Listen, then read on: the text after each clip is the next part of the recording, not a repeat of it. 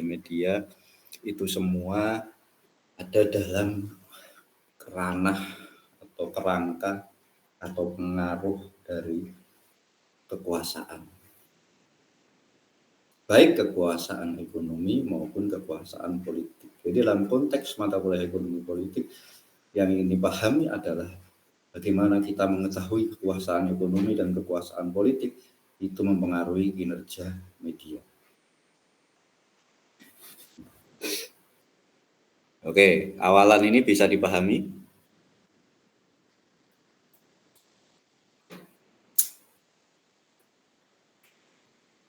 Halo?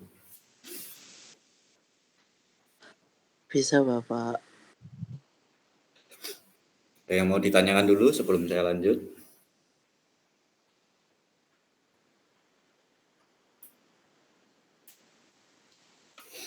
Ini ada orangnya enggak ya?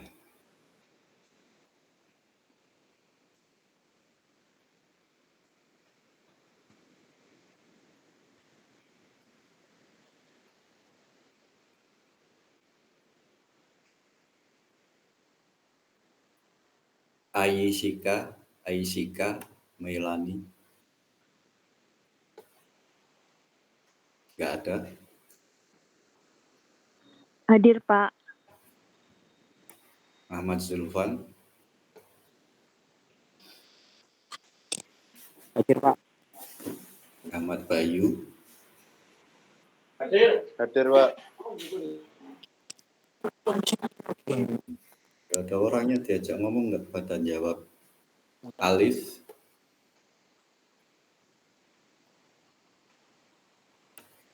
Alma. Hadir, Bapak. Atolah. Hadir, Pak.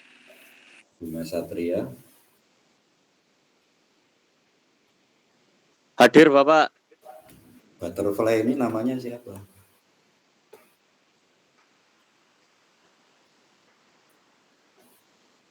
Ya. Ardia, Pak. Siapa? Ardia.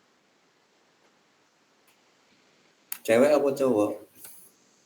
Cewek, Pak. Dila. Hadir, Pak. Dwi Mukhlisatin. Hadir, Bapak. Elviana. Hadir, Pak.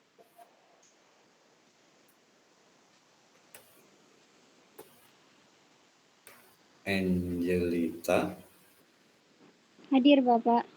Fikri. Hadir, Bapak. Tira. Hadir, Bapak. Lutfiatul. Hadir, Pak.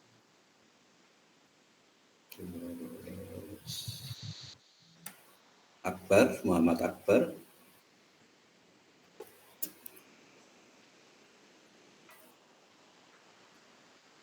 Muhammad Faisal. Hadir, Pak. Hadir. Muhammad Raihan. Hadir, Bapak.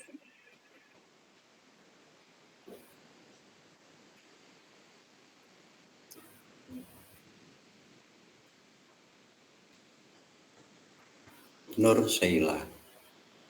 Hadir, Bapak. Nur Sania. Hadir, Bapak. Rizal.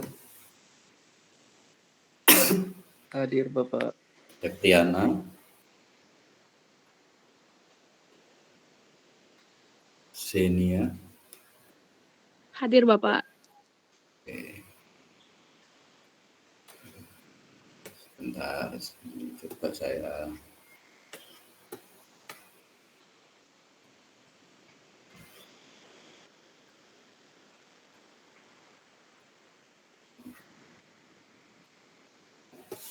Coba ini tes dulu ya. Saya share ke grup, coba Anda absen, apakah bisa masuk apa enggak.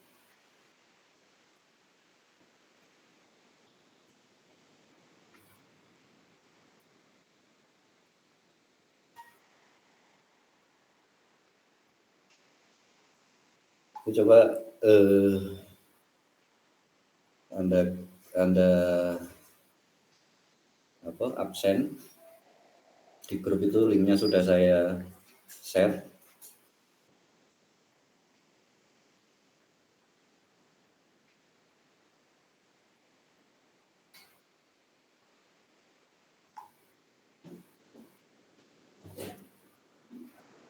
Coba ada kendala enggak?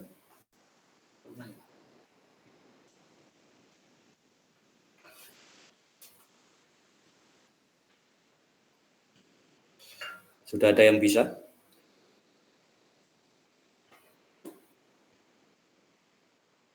Ya.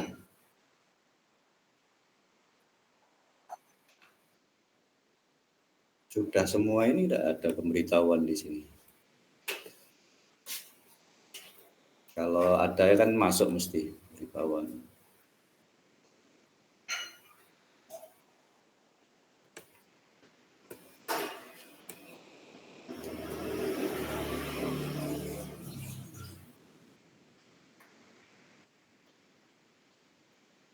Sudah nyoba absen? Bisa?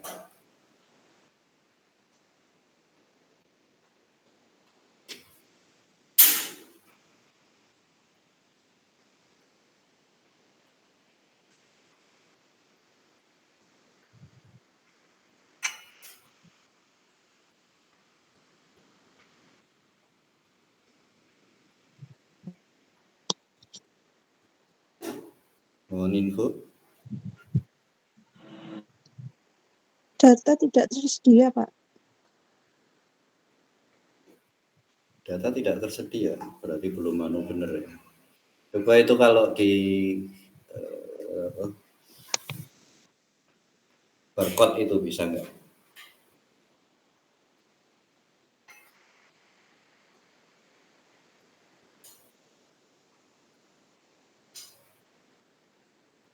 Pakai akun Trunojoyo ya.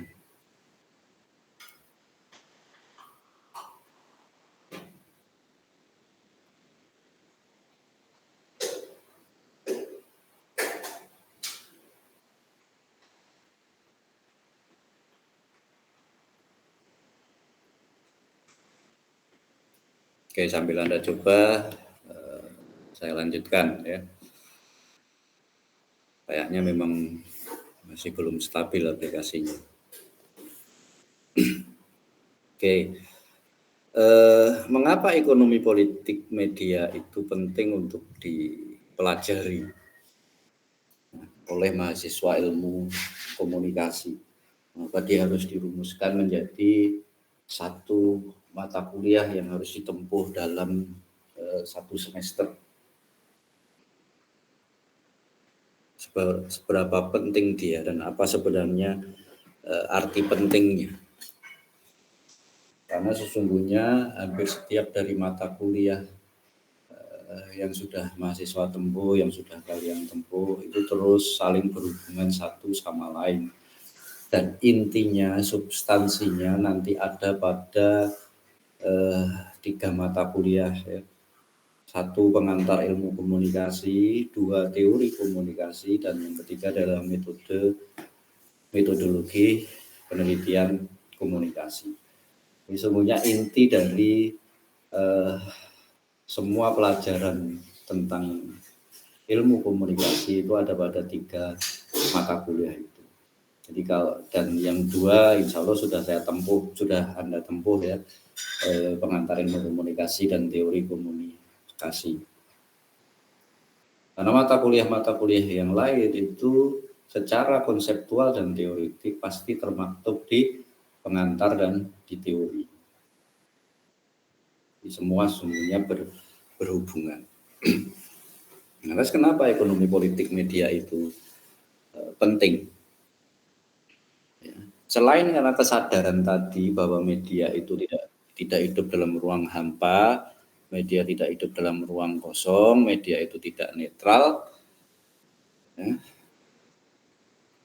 Mata kuliah ini melatih mahasiswa untuk memahami realitas media itu dengan lebih kritis.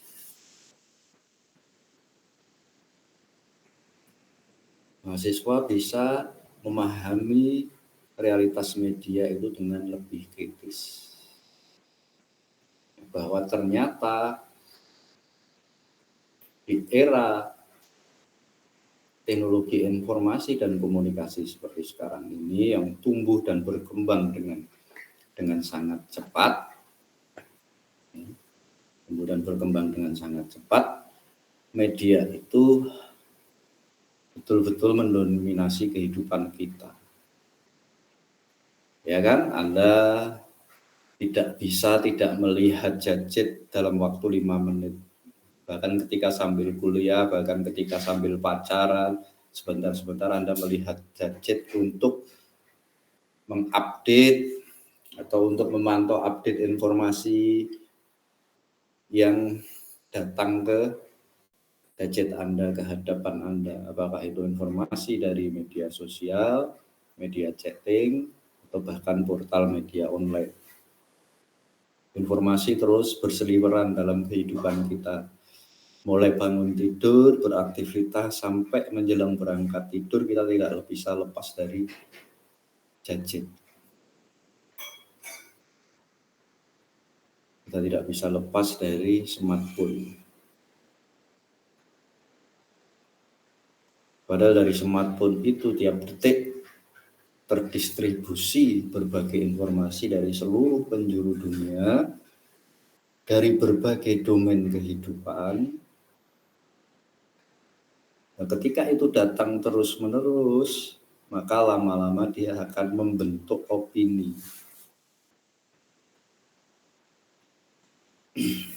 Ya, lama-lama akan membentuk opini. Ketika opini publik sudah terbentuk, maka dia akan menjadi, secara ekonomi dia akan menjadi pasar, secara politik dia akan menjadi peluang suara.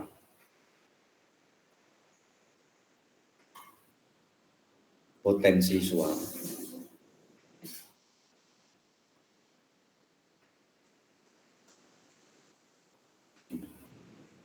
Tidaknya akan menimbulkan kritisisme atau pemikiran kritis atau kesadaran kritis bahwa kehidupan kita itu didominasi oleh media, baik media sosial, media ataupun media mainstream. Nah, padahal setiap media tersebut itu bukan tiba-tiba ada, bukan tiba-tiba muncul mak bedunduk, melalui proses pendirian. Artinya ada pemilik di sana. Ini kritisisme kedua yang bisa muncul. Ya. Pemilik memiliki kepentingan ekonomi politik tertentu. Apalagi kadang-kadang pemilik modal itu pada saat bersamaan adalah pemilik kekuatan politik. Di Indonesia banyak contohnya ya. Surya Paloh itu ya pemilik media, ya pemilik Nasdem. Kalau sudah begitu maka diharapkan mata kuliah ini akan membuat mahasiswa bisa berpikir kritis bahwa ternyata media itu tidak lepas dari kepentingan kepemilikan media. Karena dalam setiap ada konsentrasi kepemilikan media, ketika media itu dikuasai oleh kelompok tertentu, maka pasti akan ada monopoli. Kita tahu misalnya dalam konteks Indonesia ada Media Indonesia Group, Metro dan Media Indonesia yang dimiliki oleh Surya Paloh yang berafiliasi dengan Partai Nasdem. Ada MNC Group yang berafiliasi dengan Partai Perindo.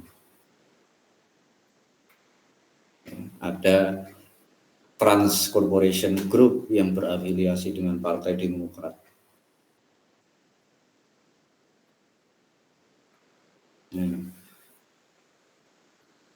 Pada akhirnya kan ketika ada kepentingan ekonomi dan kepentingan politik di sana, maka kita akan memiliki kesadaran kritis bahwa media ternyata digunakan untuk bukan hanya mendatangkan keuntungan ekonomi melalui iklan, tapi juga mendatangkan keuntungan politik melalui terbentuknya opini publik. yang mengakses media tersebut.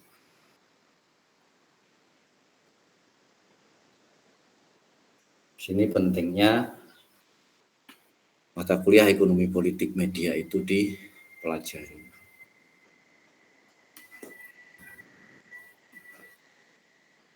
Secara umum ada 4 yang nanti akan menjadi ruang lingkup kajian dari mata kuliah ekonomi politik media.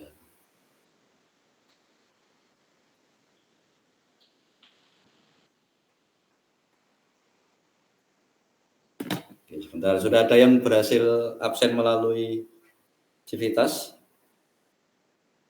Belum bisa, Bapak. Belum?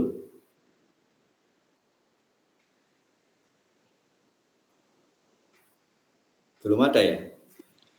Sudah Adanya bisa, yang Pak. semester 4, Bapak. Sudah. Gimana?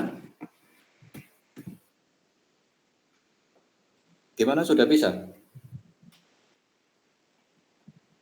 Sudah, Pak. Ada tulisannya hadir. Oh, ya berarti sudah bisa. Mungkin kalau ada yang Punya saya ini ada Pak, yang yang belum, muncul malah dosen semester 4. memang kan semester 4.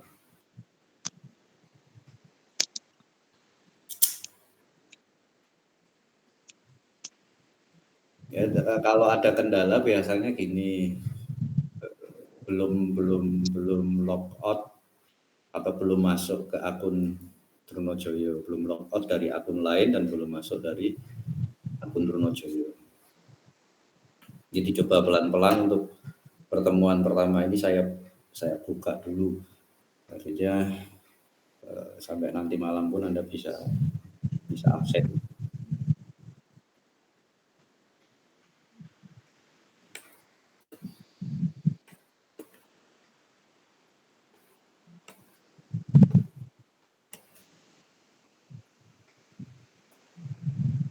Ruang lingkup kajian yang pertama adalah hal-hal yang mengenai tentang produksi media. Bagaimana sebuah proses produksi di media itu terjadi. Ketika media memproduksi sebuah pesan, gampangannya itu ketika Trans TV memproduksi sebuah acara, atau ketika sebuah koran Jawa Pos misalnya memproduksi sebuah berita, itu proses produksi itu tidak bisa lepas dari siapa yang memiliki media tersebut. Ya, bagaimana proses produksi itu didanai. Kalau melalui pinjaman bank, akhirnya siapa yang memiliki bank itu? Kalau menggunakan dana pemilik, siapa yang punya? Siapa yang memiliki media itu, uang itu? Juga tidak bisa dilepaskan dari pekerjanya, apakah wartawannya, apakah manajernya, apakah bagian iklannya, sampai bagian produksi, syuting, kalau TV, cetak, kalau media cetak. Itu nanti akan menjadi bagian dari pembahasan di mata kuliah ekonomi politik media.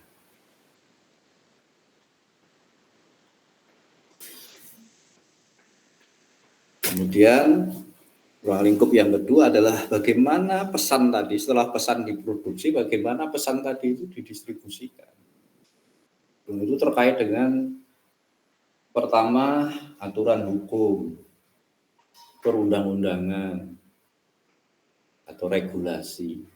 Aturan hukum perundang-undangan itu kan urusannya kekuasaan, urusan politik. Maka di sini nanti akan membahas banyak sekali bagaimana aturan perundang-undangan itu diciptakan.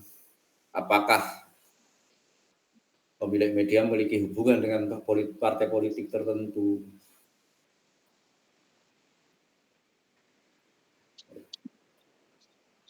Kalau dalam konteks media sosial, kita kenal namanya algoritma.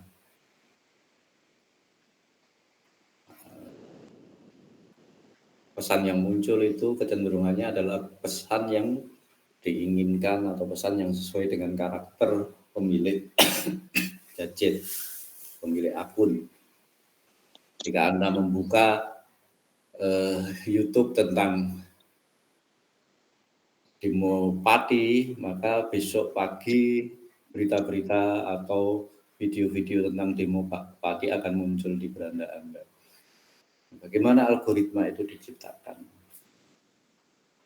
Bagaimana algoritma itu berputar? Bagaimana hukum-hukum itu, algoritma itu?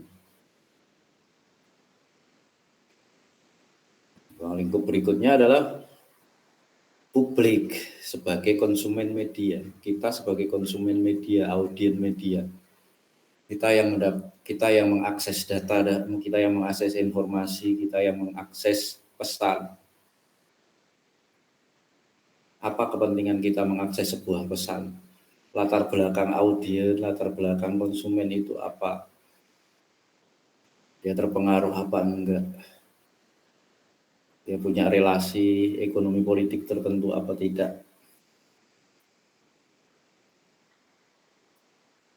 Ruang lingkup yang berikutnya adalah terkait dengan relasi global, bagaimana hegemoni media internasional melahirkan globalisasi, melahirkan imperialisme budaya, melahirkan keseragaman kultur, akhirnya juga keseragaman kebutuhan karena yang diakses sama. Orang Indonesia sudah terbukti banyak yang gila drakor, video-video pendek dari Cina mendominasi TikTok. Ya. Di televisi Indonesia misalnya, Antv itu seperti menjadi corong budaya India. Semua sinetronnya impor dari India.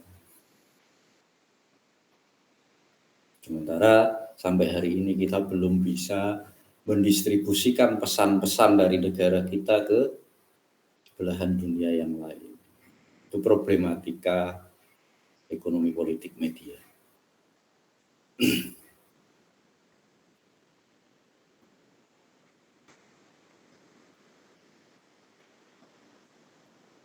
Nanti ada beberapa pendekatan dalam memahami ekonomi politik media, meskipun secara umum keempat pendekatan itu pasti ada dalam mata kuliah ekonomi politik media, yaitu ada pendekatan holistik yang memahami bagaimana ekonomi politik budaya dan teknologi itu berpengaruh terhadap kinerja, pendekatan historis bagaimana perkembangan kapitalisme dan globalisasi, pendekatan kritikal bagaimana mempertanyakan netralitas media dan normatif tentang bagaimana demokrasi berdampak pada kinerja media. Tapi secara umum kajian ekonomi politik media yang terutama sekali di dunia ini sangat dipengaruhi oleh Vincent Mosco, ya, teoretikus atau pakar ekonomi politik media bernama Vincent Mosco ini yang paling banyak mempengaruhi kajian tentang ekonomi politik media. Itu maka pendekatan ketiga atau pendekatan kritikal itu nanti yang akan banyak mendominasi pembahasan tentang ekonomi politik media. Ini akan saya sampaikan singkat-singkat saja karena nanti di tiap bab di pertemuan-pertemuan berikutnya kita akan membahas lebih detail. Di pertemuan awal menyampaikan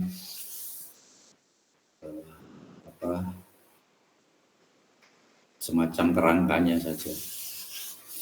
Kemudian ekonomi politik media juga akan membahas tentang tantangan dan isu kontemporer tentang ekonomi politik media, yakni tentang adanya konglomerasi. Tadi saya sudah mencontohkan di Indonesia ada Media Indonesia Group, ada Kompas Group, ada Jawa Post Group, ada Trans Corporation Group, ada LaTV Group, ada Mega Group,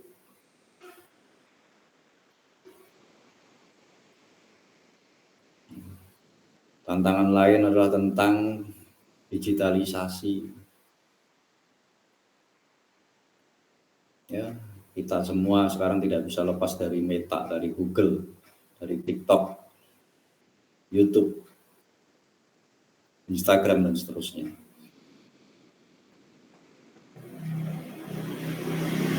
Dan komodifikasi data dikemas demikian rupa agar bagaimana bisa mendatangkan keuntungan. Dan akhirnya bahasan-bahasan tentang polarisasi politik yang sejak pemilu 2004 terus hadir dalam ranah politik di Indonesia. Bagaimana peran negara dan dalam perundang-undangan dan mengontrol informasi itu juga akan menjadi pembahasan dalam mata kuliah ini. Oke, baik. Ada pertanyaan?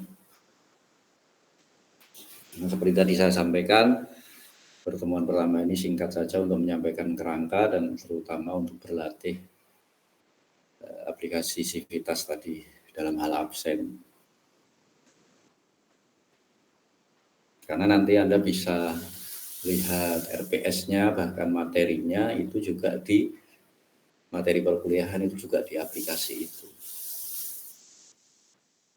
Dan nanti secara terbuka Anda juga bisa melihat nilai Anda, absen Anda, jumlah kehadiran Anda, nilai Anda itu juga di aplikasi itu. Ada pertanyaan?